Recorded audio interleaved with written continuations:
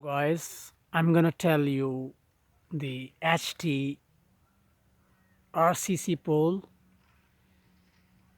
This pole is used for transmission lines. You can see that this is double cross arm assembly with 4 cross brasses, and on the top with steel cross arm there are 3 disc type assemblies. They are little bit sag, and this is actually the assembly which is used for HT poles.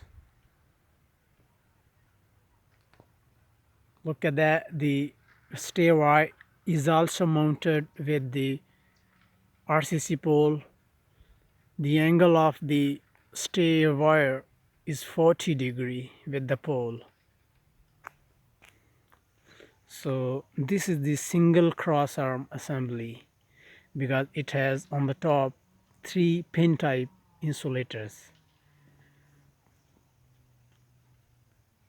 The RCC pole have 36 feet height. This is the standard which will be must keep,